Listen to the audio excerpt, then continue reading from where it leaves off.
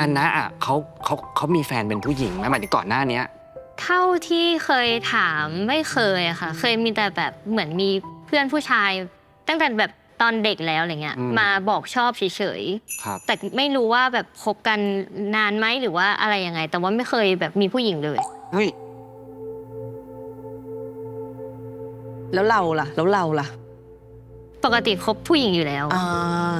โอ้แล้วฮานะเขามีแฟนเป็นผู้ชายแบบนี้เขาจะคิดกับหนูแบบนั้นเหรอก็นั่นน่ะสิค่ะก็เลยไม่รู้เหมือนกันก็เลยไม่ได้ก็เลยยังไม่กล้าไงนี่relationship ที่แบบเราเป็นเพื่อนกันมาก่อนหน้านี้มันดีมากๆเขาน่าจะอันนี้เราคิดไปเองว่าเขาน่าจะโอเคถ้าถึงเขาจะตอบปฏิเสธเราก็น่าจะยังเป็นเพื่อนกันได้ใช่